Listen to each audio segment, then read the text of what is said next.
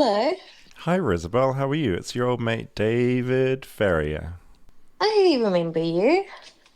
So, today's episode is about someone who buys their first home in America and Uh, everything seems perfect until they encounter like a horrible problem that they never saw coming. okay. I'm wondering if you've ever moved into a house and there was a big problem that you never saw coming and you can't say living with me. That was the obvious answer. I was living in a dream situation, which is that I was flatting with a whole bunch of really good friends of mine. Hmm. And for whatever reason, maybe I had moved out by this stage and I came back and one of my friends was away, so I stayed in their bed. And as I was falling asleep, you know how sometimes when you're falling asleep in a new bed, you're sort of sensitive to the feeling of the bed. Hmm. And Hmm. I was like, I feel like there's something scratchy or like, it's like this Oh. like a hair, like moving on my skin. Hmm. And so I turned the light on and there were all these like tiny maggots like crawling over the bed. Oh. God. And I jumped out of bed. It was just the most awful discovery. But I am to this day, I'm so confused if that was a new development or if that was like always like that in that bed. I had to put my glasses on because I have such bad eyesight. Hmm. But it was like swimming in them. Like Oh, they were like 30 from what I could see through my like through one perspective. horrible. But I don't know that we ever solved the mystery of it. I'm David Farrier, a New Zealander accidentally marooned in America, and I want to figure out what makes this country tick.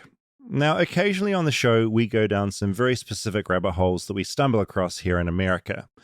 Those rabbit holes usually lead to stories that say something about this country, what it's like to live here, how it functions, and the strange twists and turns that can happen along the way. Now, a big part of the American dream, and it's not that different to the New Zealand dream, is to own your own home. I'm not quite sure how it happens, but at some point you're sort of indoctrinated with this idea that the main goal in life, besides getting married and breeding, is to own your own home. This isn't the case everywhere. If you live in Switzerland, Germany, or South Korea, chances are home ownership isn't quite so high on your list of priorities. Plenty of people happily rent for life. But here in America, the dream is to buy a home. But what happens if you buy that home only to discover that home comes with a problem? You can't see the problem because it's invisible. You can't touch the problem because it's untouchable. But it's there and it's constant. It's a sound and it won't go away. And it's slowly driving you crazy. This is the Mysterious Sound episode.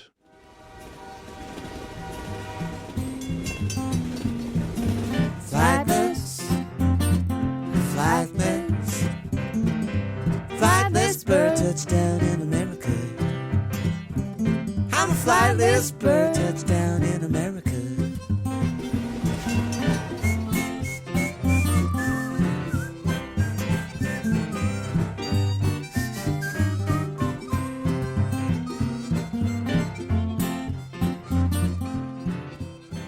Rob, it's a mysterious sound. It's a mysterious episode. Are you intrigued? I really wanted to like sell the mystery, you know? Yeah, I'm very intrigued. Have you had a place you moved into with a terrible situation after you got in? I haven't. Like, I'm obsessed with the idea of you get your dream place and everything's okay, and then something's off, which is this whole episode. I have a friend, and that's not what this episode is about, but I had a friend who moved into a house in somewhere in California. Mm-hmm. I haven't been there. And they'd moved in, dream place. They're sitting on the couch. They hear a knock on the back door. They go to the back door and there's no one there. And then they sit back down on the couch. And then there's a knock on like the front door. And they go there, they open it. There's no one there. They're like, what's going on? Woodpeckers had chosen their house to store all of their nuts in. And so this house, like the wood it was made of, was suddenly attractive to them. They store their nuts in? You know how woodpeckers are they seeds or nuts? You know, woodpeckers Do you know what was a woodpeckers? Yeah, I know what a woodpecker is. They make holes. And yeah, I didn't realize they were storing. They chuck shit in nuts. there. Got it. If you're walking around, this is like a very niche thing. If you're walking around Griffith Park, they have these like street signs and they have holes in them. And if you look in there, it's full of nuts. It's the woodpeckers. That's lazy. They can't be bothered like making their own hole. So they put them in an artificial hole and they fill these poles up with fucking nuts. Anyway, my point is this dream home they suddenly discovered was like a storage shed for the local woodpeckers. You can't kill woodpeckers. There are a lot of them. And I've got this video of someone coming around and removing like the internal wall. Mm-hmm. And it's just like a tidal wave of nuts. Their whole house full of nuts. That's an example of like, I love these stories of like, you've got your dream place. There's a problem you never thought of.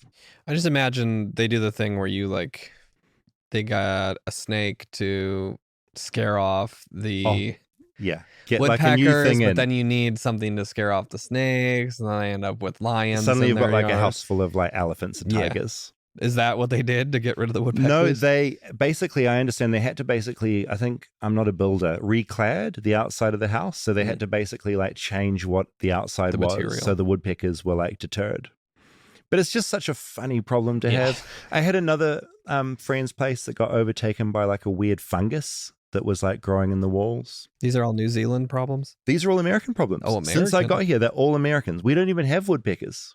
We had one place in Chicago, not overrun by fungi or animals, but we had moved into a new apartment in Chicago, and it was like they had just remodeled all these apartments. I don't even think it was ready when we moved in. We had to like live in the construction for a month. That's fun.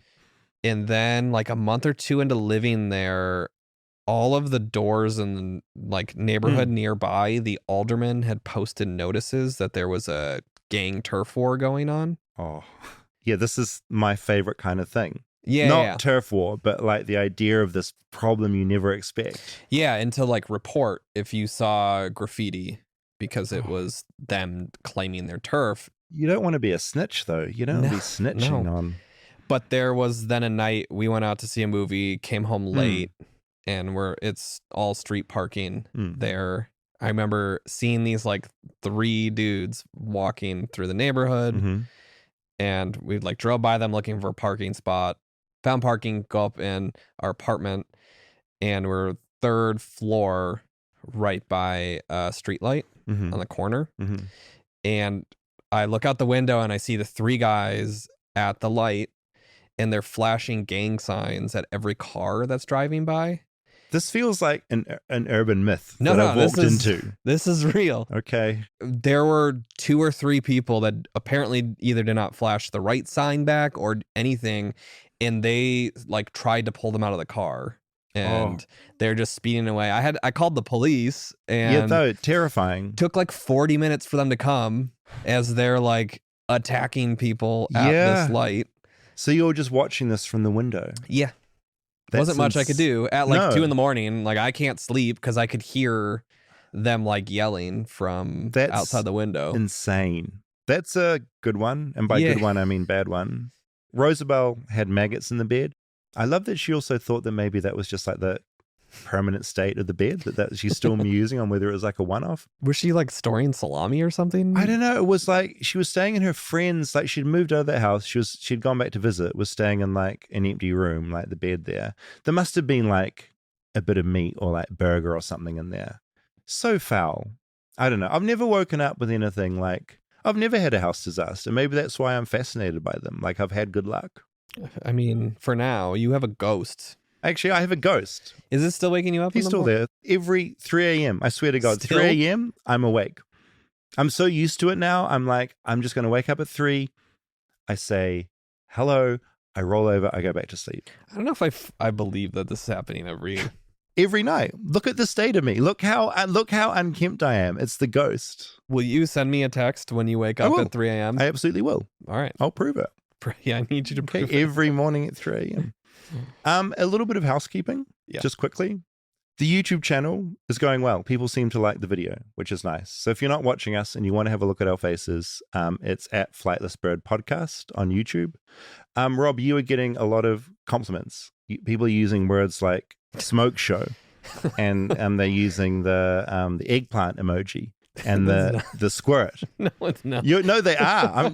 I'm sorry. I'm just letting you know. As for me, people are mostly just like freaked out about the state of my hair. Yeah. Doc Brown. Looking at this photo, he's changed. your hair is like styled so nicely in there. It's styled. It's less. Yeah, I mean, all I can say is that was me 3 years ago in America. This is what America has done to me. And that's just what happens when you live here. People, they mostly just seem concerned. They seem worried. Like, take care of your hair. Yeah, and use conditioner. Get some treatment. Yeah. So that you can. I have got a new conditioner, which I'm trying because it is very. But I'm happy. Yeah, really nice feedback. So thanks for sending that in, and thanks for watching. I did see a couple people intrigued about your love life and they wanted to hear more. They did. Yeah, I did tease in the conversation with Hayden. They're not going to get more. No, just some, things happen in life, Maybe we'll do a spin-off show about love at some point, but this is a show about America, not my love life. Is it resolved yet? Or are you still in Nothing in my life is ever resolved. Are you in romantic turmoil right now? I'm always in romantic turmoil of some kind. Yeah. It's just the way I exist. So it's not shocking. It's just Hayden raised it that time. He's also trying to always get information out of me. I'm like, Hayden, this is private. Do you talk to anyone about it? I talked to Rosabelle about my love life, and I talked to your mom. Mummy. No, Pamela. No, she does not need to. Pamela does not need to know. Sometimes I talk to my therapist. So do you have two people? Two people, Rosabelle and my therapist. Very similar advice, actually, which shows that Rosabelle's pretty onto it, and my therapist is pretty, they're both good.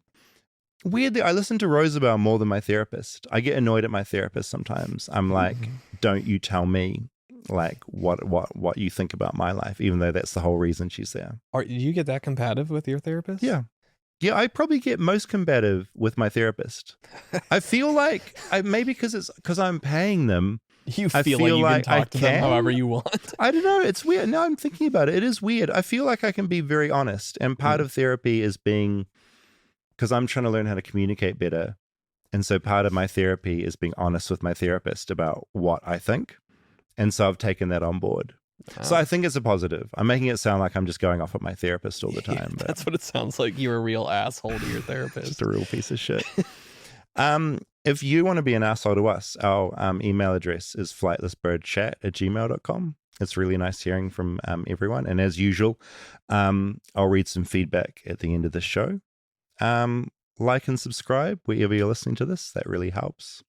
And something I keep forgetting to mention, if we talk about a link or something in the show notes of the podcast, we put all the links and all the things we talk about. So if you're like, what was that article?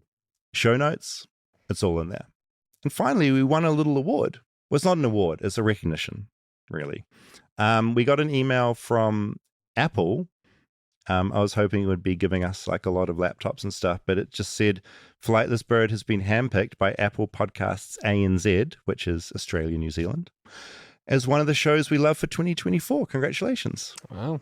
Yeah, that's exciting. We don't get a prize, but they put us on, I think, some banners in the app and stuff, which is cool. So, yeah, thanks, Apple. It's nice. So we were on that billboard in Melbourne from Spotify, which is cool. And now Apple is giving us a little thumbs up. So it's nice that people are into it. I really like these institutions in New Zealand and Australia. It's nice, right? They're on board. Yeah, it's funny. Like I've never in New Zealand or Australia been on a billboard or never like been told this is good, but they're doing that now, which is it's really kind. Now, should we get into today's mystery? Yes. Are you ready? A mysterious sound. It's going to get weird. It's about 2 p.m. on a very hot LA day, and I'm in this alleyway with a guy I met on Reddit. We've been wandering around for a while now, walking past fences and barbed wire, looking up at the backs of the buildings we're walking past. There's the back of a real estate office, a massage parlor, a liquor store. You know, you actually mentioned something kind of interesting, because behind us is this building, and there's this little lip above the building, because it's basically just a very thin wall. In fact, it's technically fiber reinforced plastic, which they acronize to FRP. I don't know if that's the case. I would have to look on satellite to see if there's actually antennas behind there. Can you check now? Can you have a look? Because I think this could be the building, because the music studio is one block over there. The guy I'm with, I can't use his real name because he wants to remain anonymous, but he's got a backpack full of gear over one shoulder, an open laptop in one hand, a phone in the other. He's pulling up a satellite view of the alley we're in right now, which begs the question, what are we doing in this alley and how did we get here? Let's rewind. Chapter 1. Leroy. This story starts with Leroy Clampett. He's a New Zealander who's been living in LA for about a decade now. A year ago, he found himself at an open home with his partner Taylor. Remember how I said New Zealanders and Americans share the dream of buying a house? That's how they ended up at this open home. They really wanted a place of their own. There's a lot of people coming to look at this back house because it's quite trendy, it's mid-century looking on the inside. Leroy found himself in the small back house, which was exactly what he'd been looking for, a separate space to convert into a music studio. Because Leroy's a music producer, writing and producing with the likes of Justin Bieber and Madison Beer. If you've listened to Sabrina Carpenter's Things I Wish You Said or Emails I Can't Send, that's Leroy at work. It's times like these, wish I had a time machine, so Leroy had found his perfect studio space. The decision now came down to the main house out the front. The front house is quite scary by 99% of people's standards, but for Taylor, it was the most exciting thing because it's an old craftsman house, and instead of being renovated a billion times in the 120 years it's been around, no one had really touched it apart from like painting it white. So all of the original woodwork and stuff in there is the original floors and everything, and she was just so excited. Because the front house was such a wreck, they managed to sneak in and buy it. You walk in there and it's like, you can see how it's twisted and over time and sunken. Anyway, I was like, the studio house is cool enough and she loves it. And it's like a sick part of town. Like I wouldn't have dreamed of getting a place here. Taylor had her dream renovation project, and Leroy had the back house where he could set up a permanent studio space. It was kind of one of those life choices where it's like, if we go on this path now, that's at least a year of work, learning how to do stuff we haven't had to do, dealing with different kinds of people, not living in the house we just bought for a year. Yeah, and it was like, well, we'd already been looking for a year and hadn't won anything, so we were like, let's do it. Definitely like had some regrets at certain points in the process, but all in all, pretty happy with the choice. It's just, yeah. There was a problem with the house they'd just sunk all their money into. They just didn't know it yet. The studio's in the house back here, which used to be a 2-bedroom house, and I took out a wall and done a bunch of work to make it into a studio. So it was 6 months planning, executing, doing a bunch of work. It was this kind of sacred thing where it was like, when I set up my studio, I want a clean start. I don't want to set up a few things in there and try things out yet. I want to wait till I'm ready, move everything in there and put it together how I wanted. So I never tested any sound in there until we had spent all the money and done all the work. Right now, I'm sitting with Leroy outside the studio he's talking about. He's taking me through the day he had finally finished setting the whole thing up. Moving in was literally the day I'd been waiting for 5 years. It was like gonna be the best day of my life, like moving into this beautiful space. But it was a couple days before maybe I had set up a keyboard in there with a guitar amp, and there was this noise.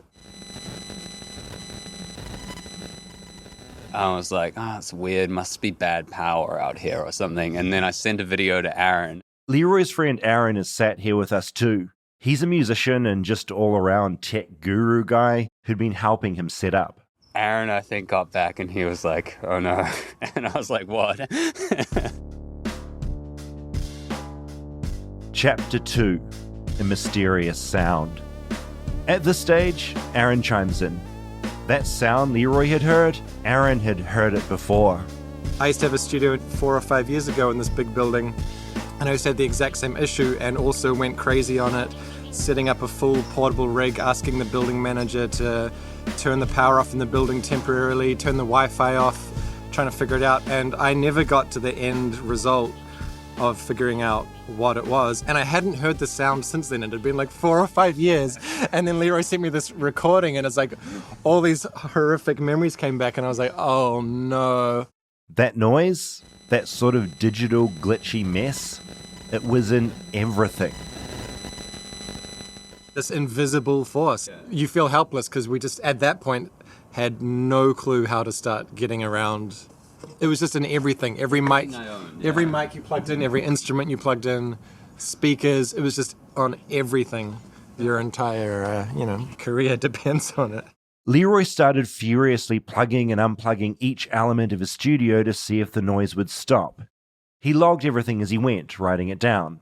I'm reading his list now. All things a music producer has, I guess.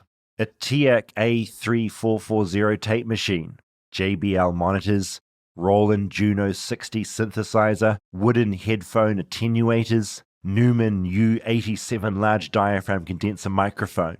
I don't even know if I'm saying those things right, but there are a lot of things. And each thing that was plugged and unplugged, he recorded the result. Now I go back down the channels just to confirm it wasn't one-offs. The sound never went away. Yeah, deal with noise all the time in the studio, and sometimes it's like literally move something in a different direction or click a different button and it goes away or it changes enough. But the noise that we were hearing, it came in different frequency ranges, so it wasn't something you could notch out. It also was random. It comes in constantly, but in random different locations and different times. So it was pretty clear from the start that it was a new issue. As far as like something I hadn't dealt with before, that would be a long journey. And like all journeys, they had to start somewhere. And that somewhere was Aaron wandering around the house and then the neighborhood with a pair of headphones and a microphone. Yeah, I kind of like went out, walking up and down the street, trying to see if the sound was getting louder or quieter. So you had like a little kit with you? Yeah, I just got like a laptop microphone and just like a little audio interface, just to like fully go portable, get away from the house, see if it's the house wiring, is there just something really isolated right here. To anyone looking, Aaron probably looked like he was partaking in the most embarrassing of professions, that of a podcaster. The only conclusion was that it didn't go away no matter where I walked, apart from walking further down the street. So we had this weird feeling of like it's something big, and it's coming from a certain direction. And then at the very end of the night, it was a full day of setting the studio up. When I left, it was like 10 or 11 at night, and I got to the end of Leroy's street, and I sent him a photo. There's like a little light pole at the end of the street, and on top of the post, it was like a little cell tower in disguise. We were like, oh, okay, maybe this has got something to do with it. Could the sound be explained by this tiny cell tower on a pole? It was now 11:30 at night. It all seemed too hard and too complicated to think about. It was a long day of plugging in a bunch of shit and testing stuff, all the while being like, why am I even doing this? I can't work in here at all. I can't use my speakers. I can't use any of the microphones I need to record the artists I work with. I remember Aaron being like, do you want to line check a couple of things to make sure the patching is correct? And I was like, oh yeah, you were done. I was like, I think you should go home. I think I need to like have a mental breakdown on my own for a second and do a bit of mourning. The good news Leroy didn't know yet, this had nothing to do with that little cell tower on that pole. The bad news, the problem was much, much bigger. The next day, after a bit of Googling, it became pretty obvious to Leroy and Aaron that the little thing on the power pole wasn't strong enough to be causing the kind of interference they were hearing. It was back to square one. More walking around the neighborhood looking like a podcaster. Even worse, a group of podcasters. It was pretty funny, like in the middle of the night, me and Taylor, my girlfriend, wearing headphones, walking around with this thing down alleyways and in front of people's houses, being like, is that coming from there? It became pretty clear there was this directional line from where my studio is, and then there's like an alleyway over there, and there was like kind of a line, and you could draw it. It looked pretty obvious. A line of this sound.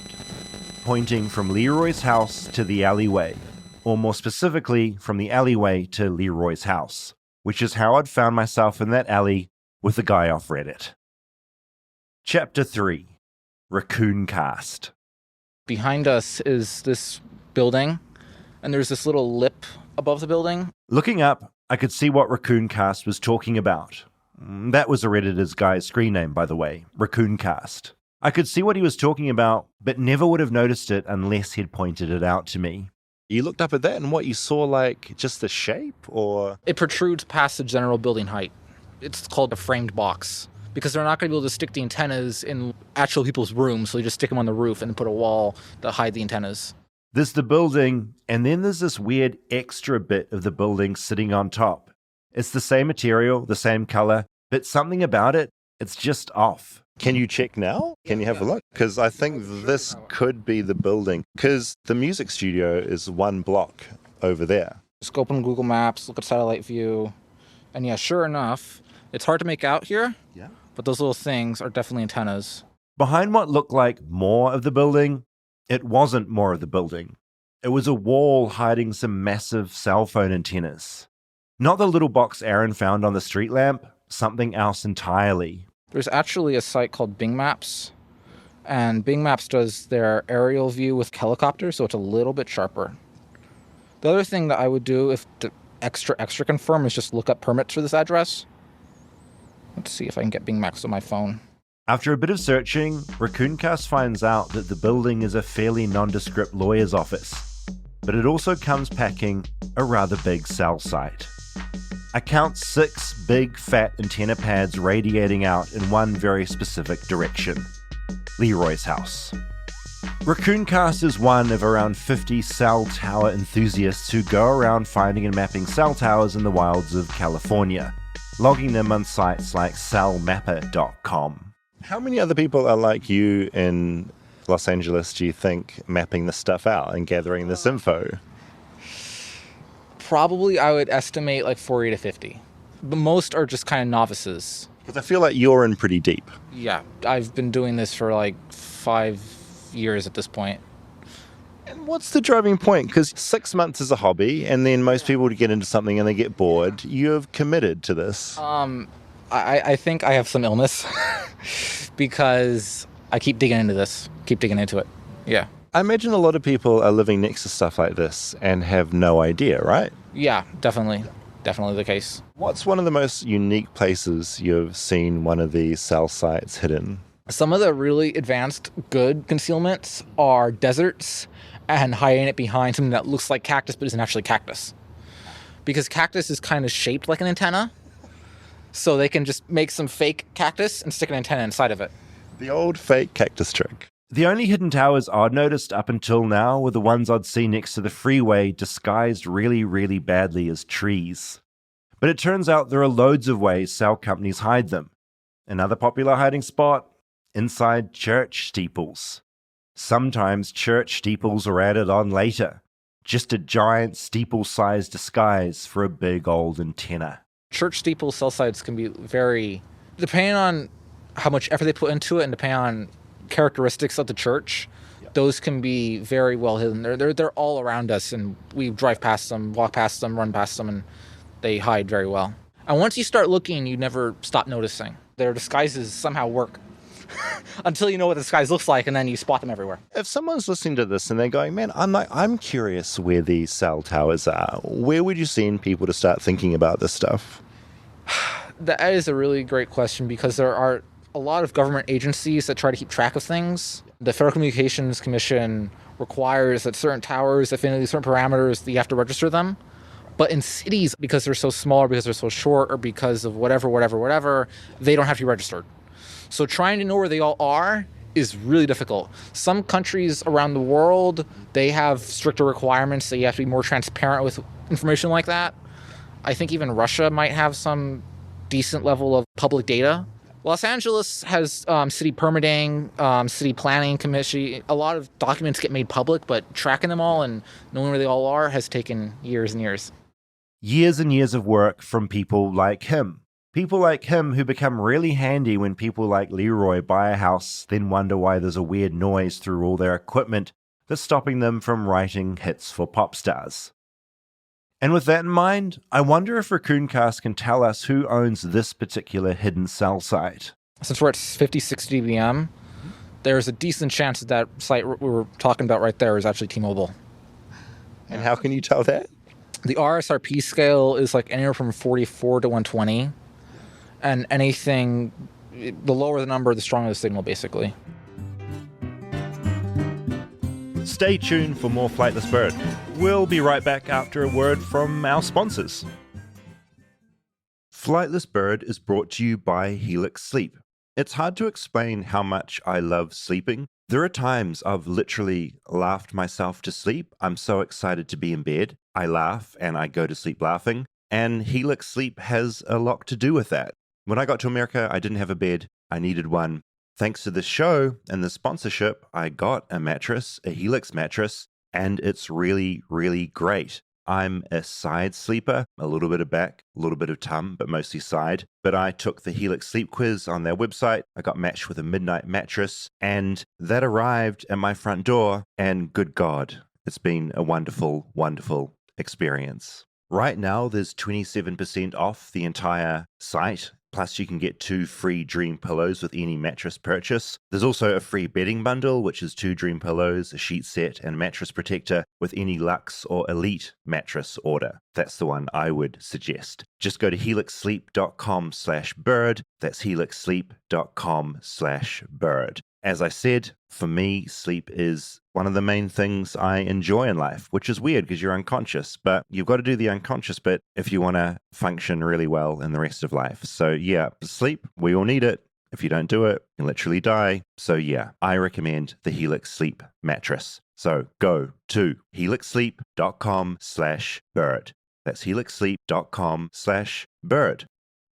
Flightless Bird is sponsored by BetterHelp. Now, I love the holidays. I love this time of the year. For me, it represents friends and family, and my birthday is on December 25. So, I don't know, I get excited about birthdays. I like having friends over. I like making things all about me just secretly. So, I love the holidays. And it's also all about staying cozy, especially in America where it tends to get cold. In New Zealand, it's summer. In America, it can get freezing. For some, wrapping up in a blanket with a mug of hot chocolate or watching a really good movie like Jurassic Park is the best way to spend the month of December. But I'd also say that therapy is a great way to bring yourself some comfort that never goes away, even when the season changes to something else completely. I have found therapy really beneficial just to look inward and start to understand my own weird brain a little bit better. I know it can seem a bit overwhelming, the idea of starting, but just talking to a professional can be a really good thing to do. So if you're thinking of starting therapy, give BetterHelp a try. It's entirely online, it's designed to be convenient, flexible, and suited to whatever your schedule is. You fill in a questionnaire, you get matched with a licensed therapist, and you can switch therapists at any time for no additional charge. So find comfort this December with BetterHelp. Visit betterhelp.com/bird today to get 10% off your first month. That's BetterHelp, HELP.com/bird.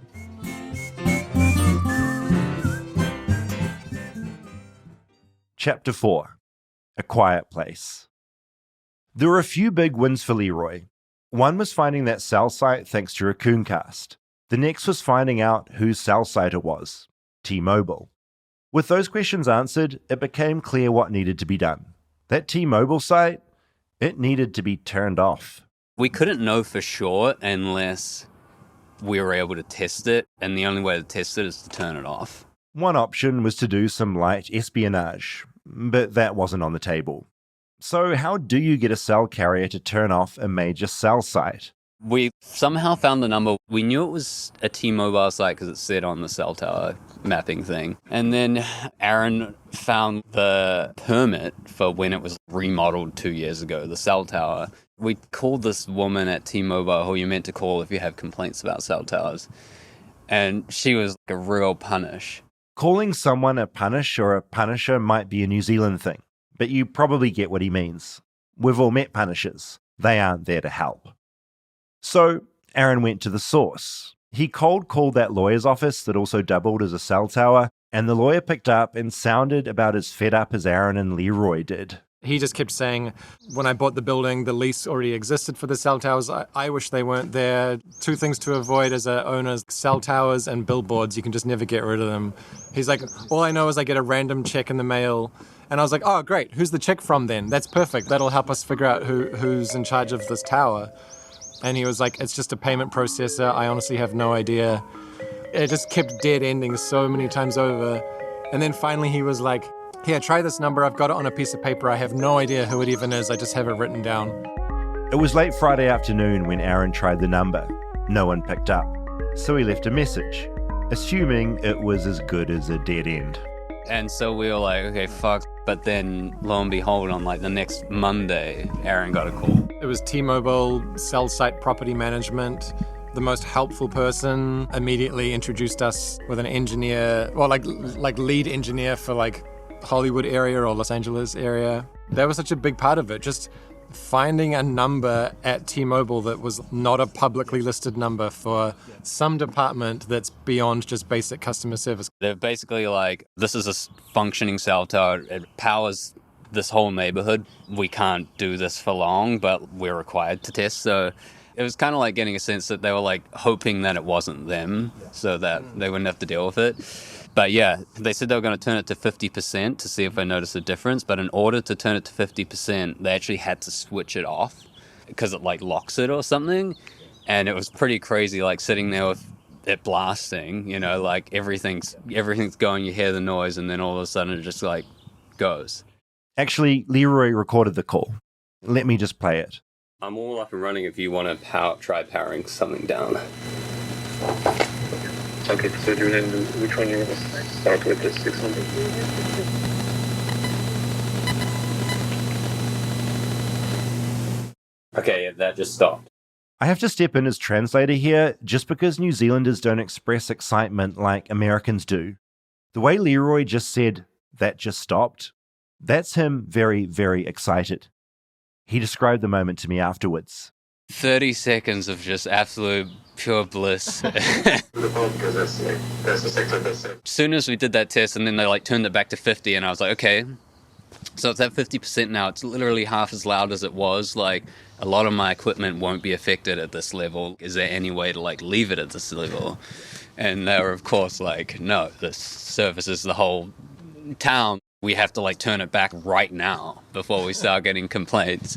Leroy tried one final simple request, one final desperate plea before the noise returned to ruin his life. And there's no way to like, I don't know how the antennas work, but it seems like the room where my gear is on like a very direct path. If you kind of step a couple of meters one way, you lose it. It dies down a lot. Is there any world where the antennas get shifted slightly or tilted up or anything that would help, but you guys still have full coverage? You're very close to the side. Yeah, there's nothing you can really do. His pleas were ignored. And I was like, okay, is there any way to like move it or redirection it? Can you make it higher or something? And they were like, your house is too close. It's like your fault. You shouldn't have a house that close to it. Because they have like a wide, like, 110 degree sort of spread to each paddle. So it's like aim it up to fucking space or something. Yeah. They were like, if you were on the edge, yeah, we could maybe tilt it a little bit. That we could do that for you, but we were like in the exact wrong spot. This could very easily have been a glass half empty moment, but they took it as a glass half full moment. A glass probably half full of 5G cell phone interference, but nonetheless, a glass half full. It was really kind of an achievement for us to have figured out. We've confirmed that we'd figure out. We had these independent testers here coming to survey. Yeah, it's kind of like a bit of a side thing. But they were explaining like FCC regulations in America and how different regions of the world have different exposure level limits for how much antennas are allowed to pump out. And they were using this example of, they were inside Leroy's studio with this big contraption, real-time reading how much, what was it, like microwatts per square meter or something like that. And they were saying, the maximum peak that's allowed in a country like Russia or in other places in Europe is 90,000 of this particular unit. And then as a comparison, they said America's limit is 10 million. So like 10 million to 90,000 as your two different variables of max exposure. Yeah. And I think it's basically FCC's way of being like giving permission to AT&T or T-Mobile to essentially put a cell tower outside your bedroom window, and they're still going to be compliant. Yeah. Chapter 5, Stopping the Signal.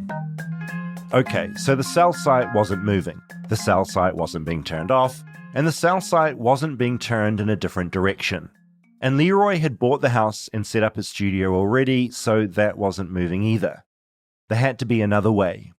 I remembered something Raccooncast had told me.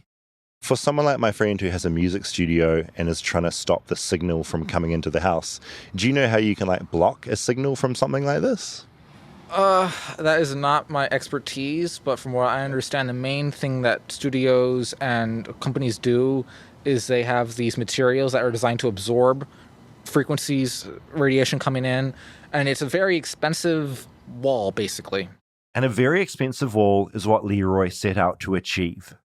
A daunting task. So to do a house, basically you need to build what's called a Faraday cage, which is a cage that encompasses the whole thing, and it's all electronically sealed, as in roof, all four walls, floor, all have to be sealed and grounded with a cable. So that's a big job. When I'd first talked to Leroy about this, months and months ago, he'd started really simply. I went to Home Depot and bought some corrugated iron and put it up against the wall. Since then, he's been hard at work. He'd sent me some photos along the way, a lot of ladders, a lot of materials, but I had no idea how it had all gone. So when I went back to visit him 4 months later, I was a little bit nervous. But when I arrived, a musician was leaving. That meant Leroy had been recording. A good sign. I can't remember if I had done the interior shield yet. I hadn't. Okay, so... Totally a normal thing to say, the interior shields. Yeah, it's a multi-shield system now in the house. But basically, this was kind of a test. I have a lot of my gear is all centered in between these two windows, which happen to be in front of the wall that the cell tower directly hits. Right. And I have this big sound panel that covers a lot of the wall. And a lot of my gear is behind the sound panel, kind of directly. So I thought, if doing any kind of shielding is going to work, it'll be a perfect place to test it. So it's about 2 meters by 2 meters. Me and my friend Chelsea took it down, and we just started adding as much copper to it as possible. Right. So there's several different things we use. We had this tape, which is 6 inches thick wide, right. And I can't remember the exact mils that it's thick, but it's like copper tape. Yeah, copper tape. So we basically just covered the whole thing in this copper tape, and then I had this RF-proof fabric that some people make clothes with. Right. And it was quite funny because all of the stuff is so easily accessible through the source of people who are more interested in health effects of 5G. But I really thank them because they're so onto it. What Leroy's basically saying here is that he had tapped into the online community that's really worried about cell towers frying your brain, and he used them to help source the material he'd need to shield his studio. There's plenty of them, and they've got all sorts of different material you can use, so it's quite handy. It's okay, the tape will be good for this thing, and then fabric will be good for other things that are maybe you need to get in and out of. But yeah, that was step one, and it was okay, if this works, then we go on to phase 2 of the shield. And what did phase 2 look like? It looked like a lot of so much sleepless nights trying to think of how to design something to put on the side of your house that doesn't look horrendous. It took a long time for him to source the copper he needed, and it wasn't an easy journey. I wish I recorded the conversation because there's only one place you can get it in America, and the people were punished. They did not want to sell me copper. It was really crazy. This particular place was used to selling an industrial amount of copper. Leroy needed a lot for his very expensive wall, but not that much. Eventually, he found another source for the copper, and so he got to work constructing an exterior copper wall over the top of his normal wall.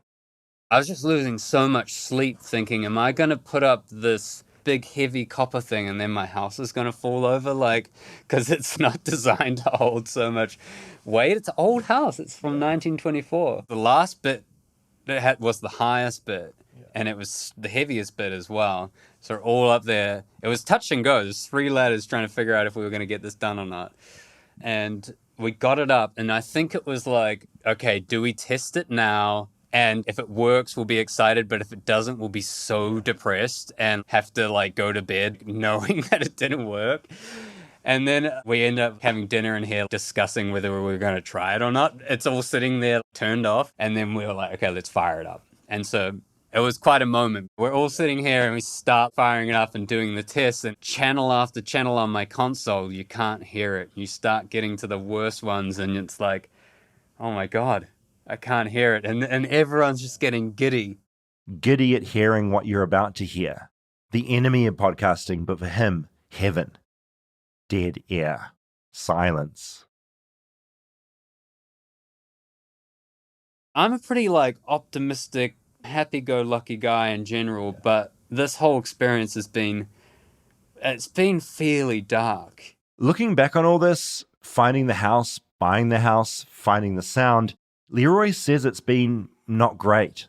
Home ownership is meant to be this momentous occasion, but for him, this mysterious sound had almost derailed everything. And, you know, this is my job, and if I don't do my job, I don't have an income, and I can't pay for the house mortgage and stuff like that, so it's all kind of on the line, and it was just all of those emotions coming up at once.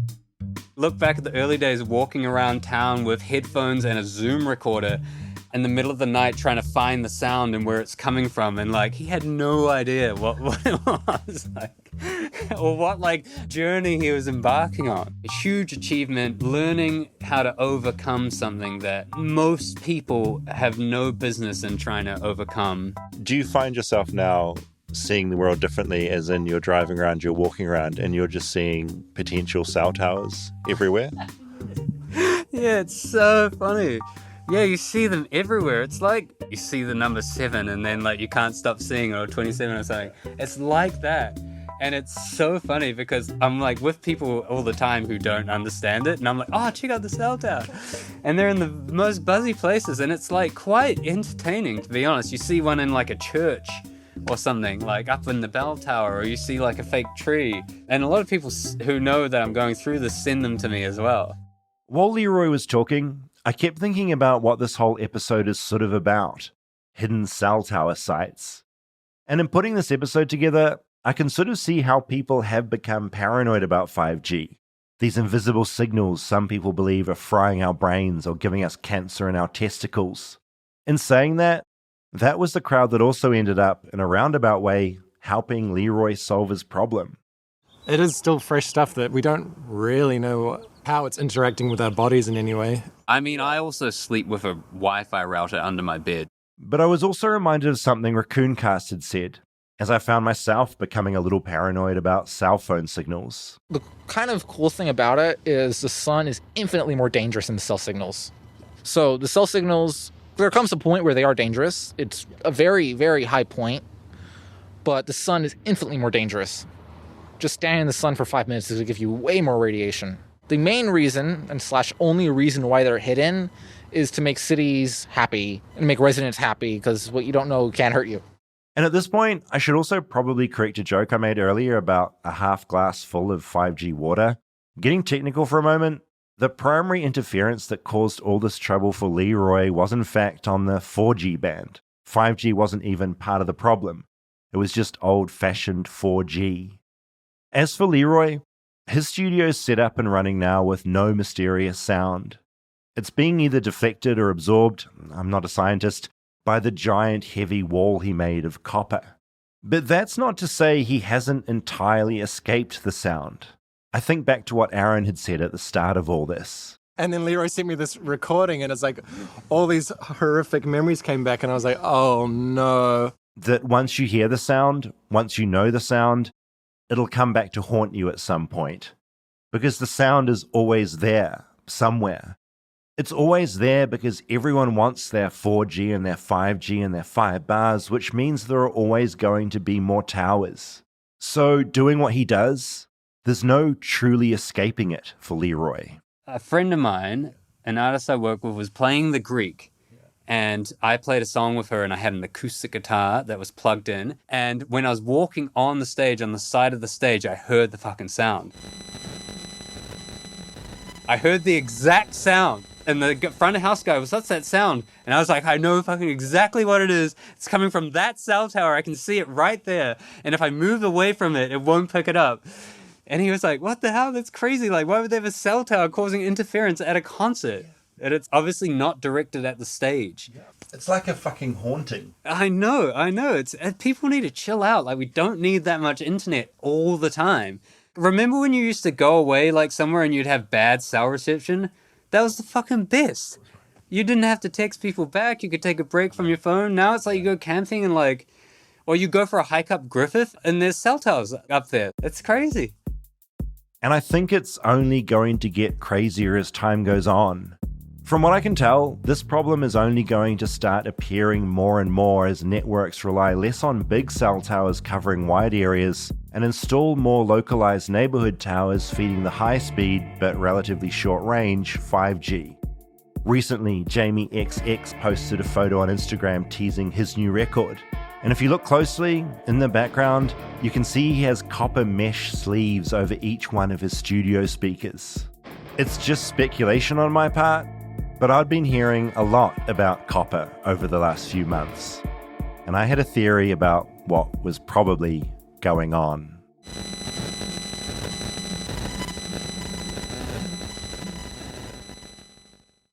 How did you cope with all those New Zealand accents in the one story? If it just felt so familiar. Yeah, so who is that? Who's speaking right now? Is that Dave or someone else? David's just doing a bunch of voices.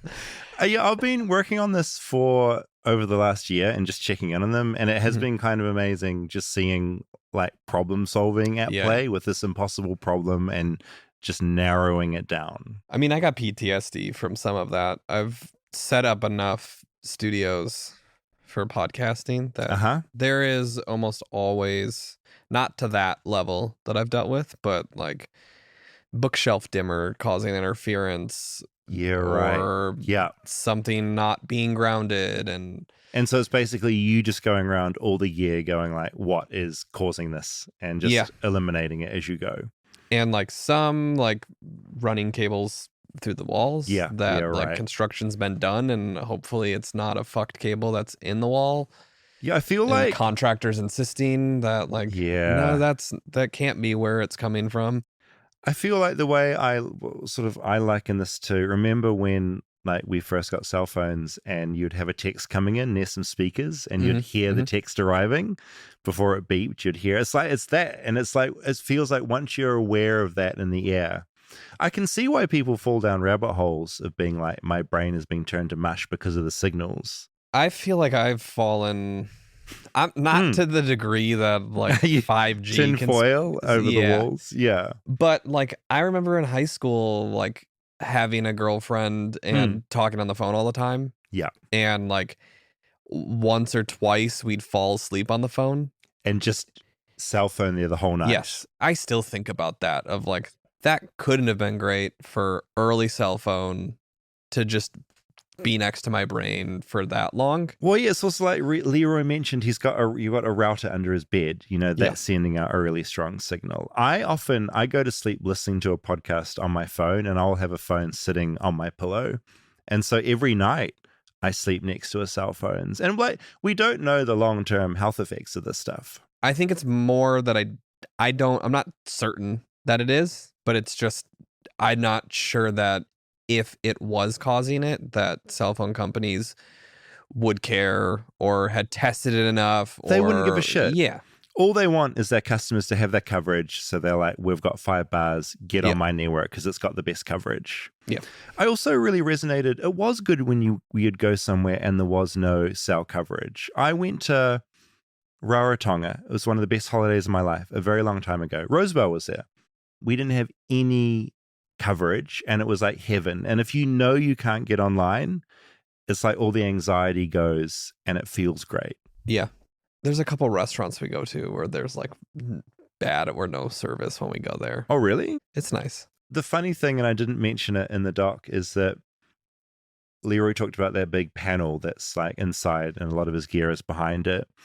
There's a window to the side of it. And if you look out that window, you can see directly that lip of that building, which is where those towers are. So you were walking around and recording near the towers. Were you not getting interference on your recording device? Okay, good question. Yeah. I had a little copper bit of cloth over the Zoom recorder. And that solved it? It made it great. It was fine. When I didn't have that, it would be in the sound, which was a trip. So yeah, thank you, online conspiracy crowd who had a lot of that material and sent it to Leroy, which really helped. Another question. No technical questions, please. Not technical. Wouldn't it have been cheaper for him just to move than build inner and outer copper walls? Good question. In short, no. It was like he'd remodeled that entire back house to be the perfect studio. So he'd spent so much money getting that studio ready. The copper, I think in the end, it was mainly the work that went into it. It would have been like no more than 10 grand to get it finished. So yeah, it was worth doing. And it's that thing of like, once you have a place, it's like, yeah, it was that dream place. But the fact that it was unusable as a studio, if they hadn't been able to solve it with the copper, they would have had to move. Yeah, because that's his whole job. Also, property value in LA is pretty solid.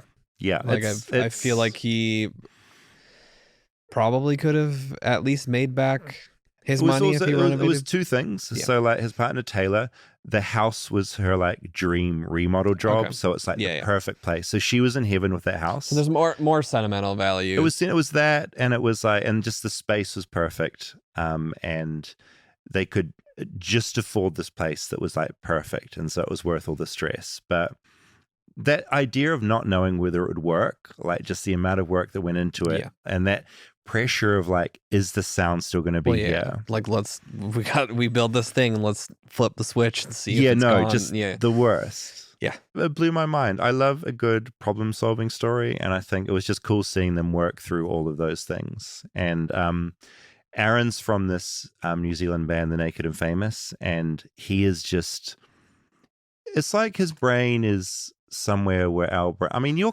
sort of similar. You have a good technical brain, but he is just so good at problem solving. And if there's like a mystery, he's like, I will get to the bottom of it. Turns it on. And and I think it's just like, once you start thinking about towers, they are everywhere. Like I look at poles now and like light poles, and I never thought about this before, but wrapped around a lot of them, there's a little mini cell site.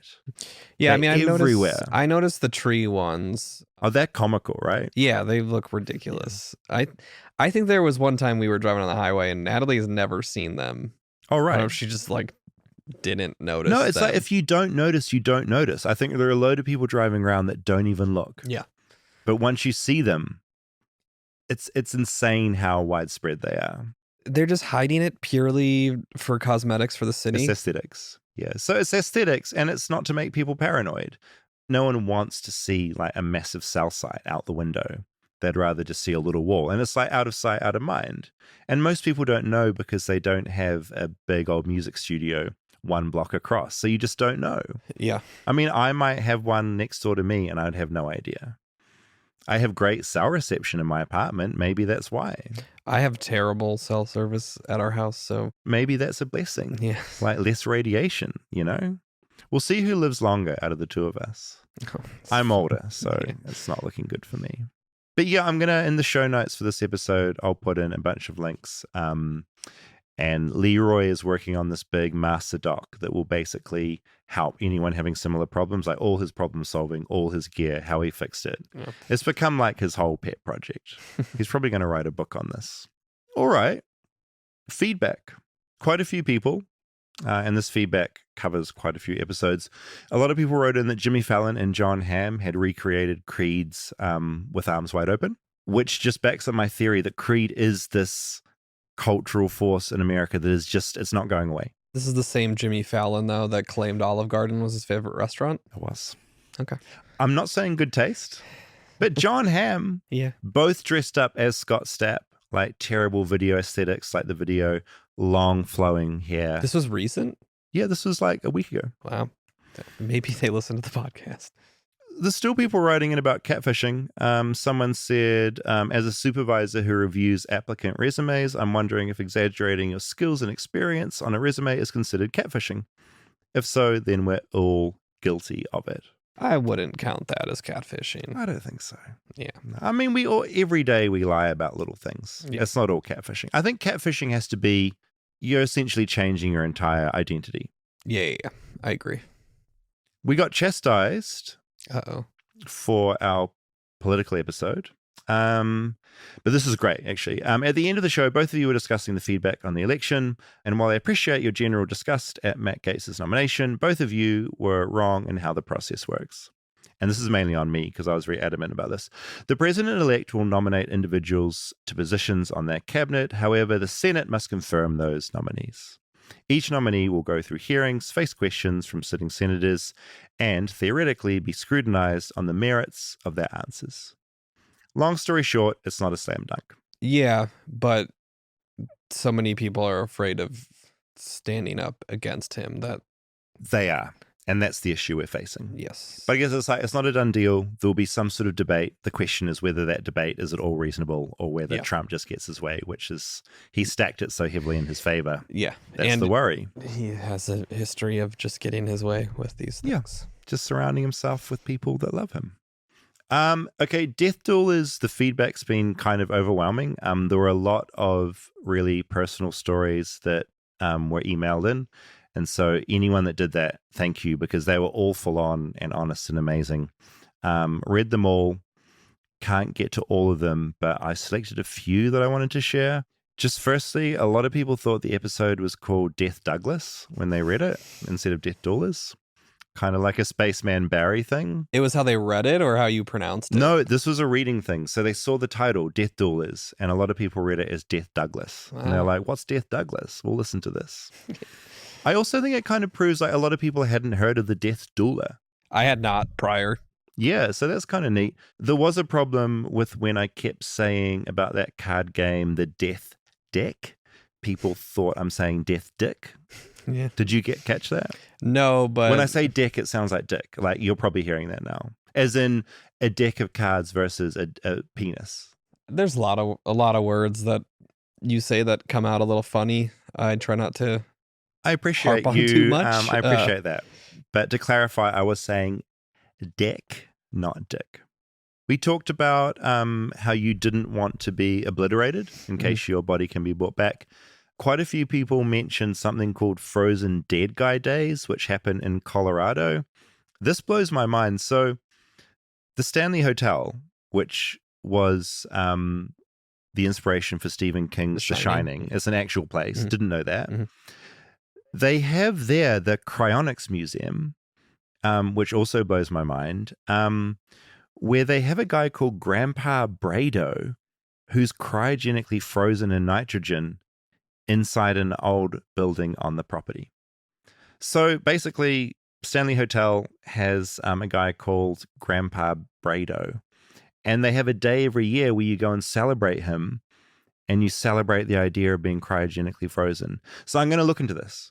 It sounds like we need to probably go. I want to reiterate, I was not saying that I wanted to be cryogenically frozen, though, either. No, you're very adamant. You just don't want to be obliterated. Yes. Somewhere in between. Somewhere in between. But if you're worried about if they get the technology to bring your body back, don't you want your body in the best condition possible, which would be frozen? Yeah, I mean, like I said... They're not going to get your goop out of the ground and be able to do anything with it. I said it wasn't logical. You did. To be fair, you did. Even at the time. And I know it's not logical. Yeah. Okay, I'm not going to... Me and Natalie, we're not going to freeze you. It seems like a waste of resources. There's that. And I don't want to end up like Fry in Futurama. Oh, yeah. Just the head? No, he was fell frozen into the tank and and then up. he came back in That's the future right. and then... I always think there's the other thing in Futurama where there's all those heads. Yeah, the presidents are all heads. Yeah, that's right. Susie wrote in saying that she threw her grandma a death party that went viral. And I Googled it and it did go viral. It was a big deal at the time. There's a few articles about it. And then the doctor that assisted with her grandma's death did a series of tweets. And I thought those were really interesting. A few hours later, her room was packed with family and friends. It was literally a party. There was talking and laughing and cognac and Dixie cups. The mood was anything but a funeral. They gathered around her bed. I took a group photo. Everyone was smiling. I then watched as a colleague reviewed everything one last time, confirmed her wishes, explained what would happen, and answered everyone's questions.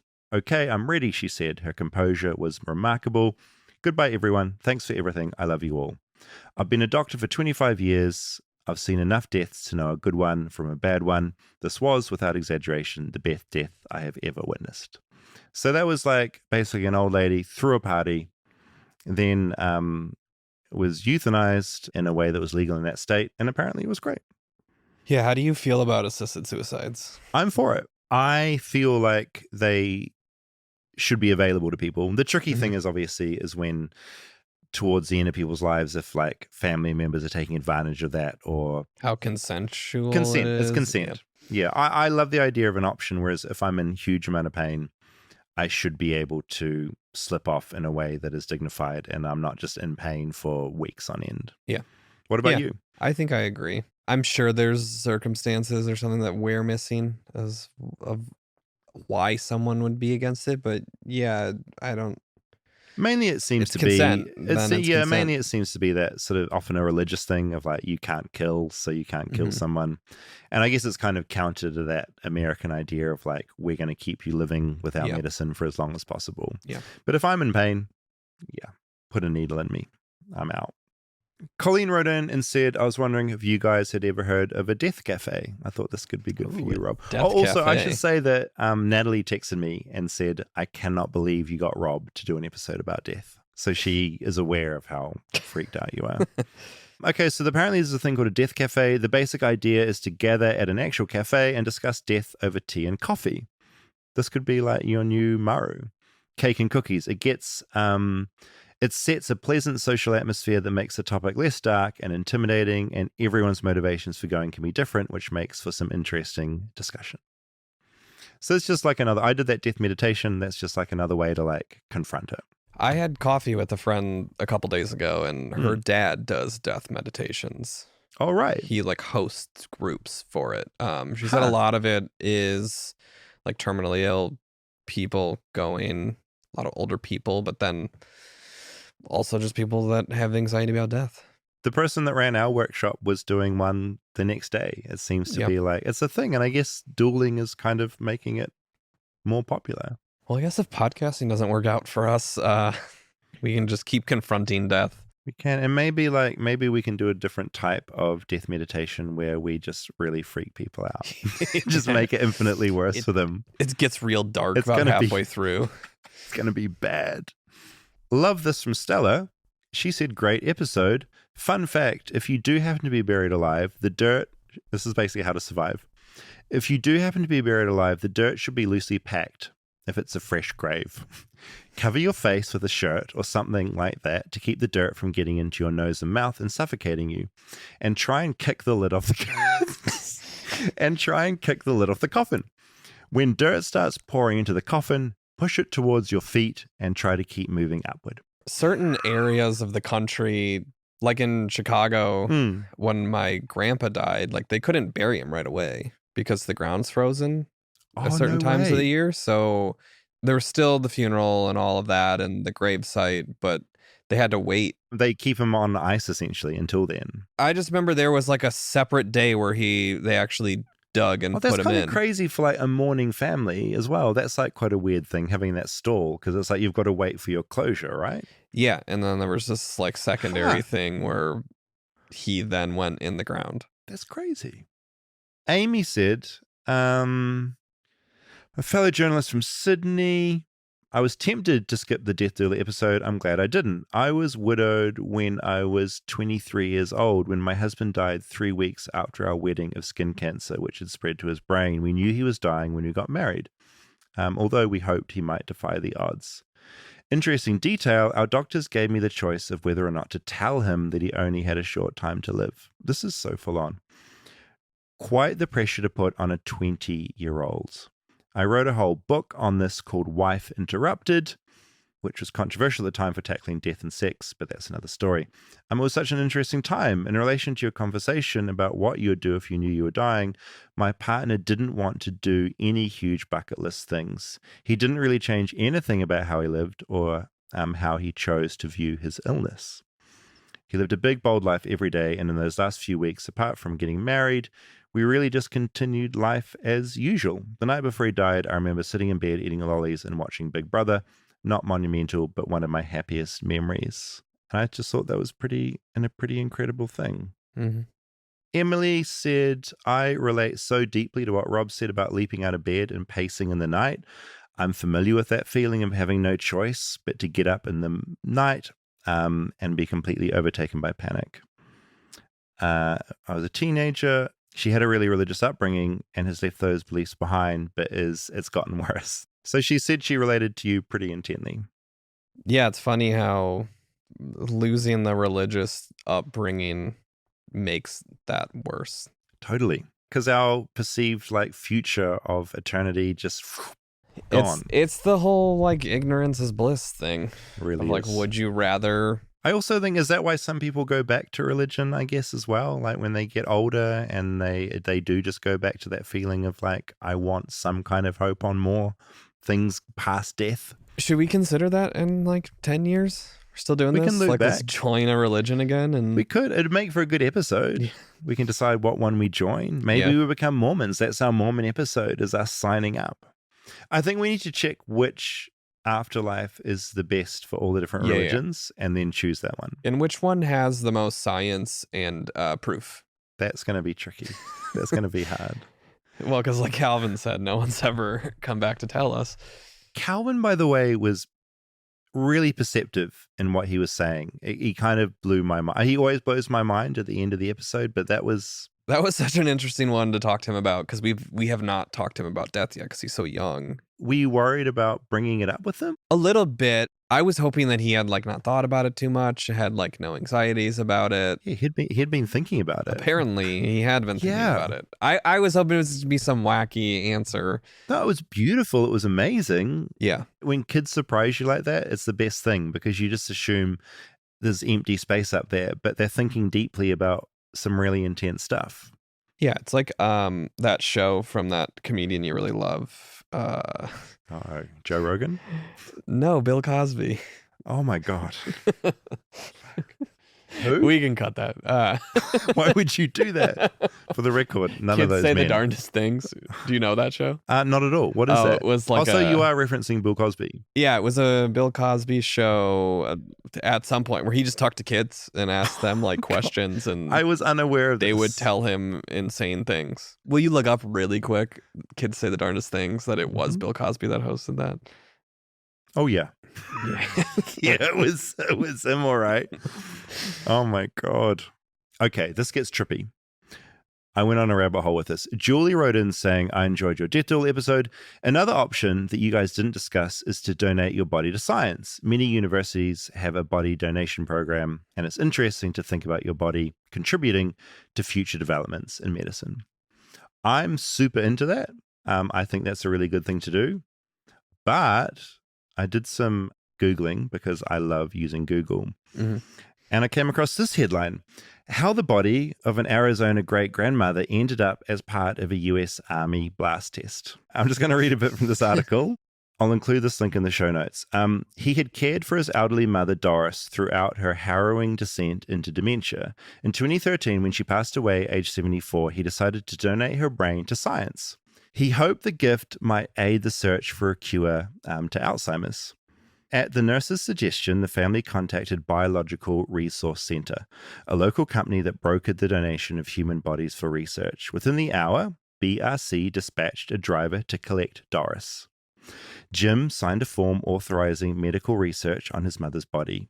He checked a box prohibiting military, traffic safety, and other non-medical experiments. 10 days later, Jim received his mother's cremated remains. He wasn't told how her body had been used. Records reviewed by Reuters show that BRC workers detached one of Doris's hands for cremation. After sending those ashes back to her son, the company sold and shipped the rest of her body, minus hand, to a taxpayer-funded research project for the US Army. Her brain was never used for Alzheimer's research. Instead, her body became part of an Army experiment to measure damage caused by roadside bombs. Oof. So Reuters has done a whole series about the body broker industry. So this company made money selling the body and did not pass it along? Yes. And chopped off a hand so that they would have some ashes. So, like, purposely deceitful. Purposely deceitful, absolutely. Got paid for the body by a military institution who then literally blew up grandma. Threw grenades at her. It's insane. I don't think I've ever read anything so American, because it's like the melding of the military and commerce and capitalism, and my mind's blowing. So, still want to donate your body to science? Less so after reading that. Yeah. I don't mind what happens to me. I don't want to be used to like further like making a bomb better. I don't want my body to be used to like show how to blow up a body better. Yeah. Horrific. So yeah, less so. Well, you got to make sure you're vetting whatever company you're selling your body to. Kate wrote from Honolulu, I don't have much to say other than sing the praises of Death Doulas hospice care workers. I lost my mum 3 years ago. She was a week from her 49th birthday. They not only had to take care of her, but my dad and us kids. They were fantastic and deserve more pay. And this is the clincher that I really enjoy.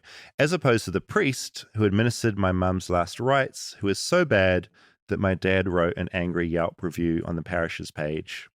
That's now the top rated review to this day. Which is just really good.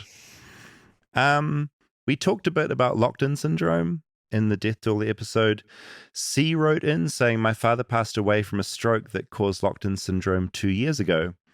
I hope the episode helps people even scared to write a will to tell people what to do. Because the worst feeling is making decisions for a conscious but not body conscious being. So that's something to think about and another reason to work on a will. I was touched, said Emma, by... They've written your name Wob, which just always annoys me. It's Rob, but you're stuck with it. Yeah, you need to make sure you're reading it, though. It's like when you call me Davey. I get the same response when I think of you as Wob or Wobby.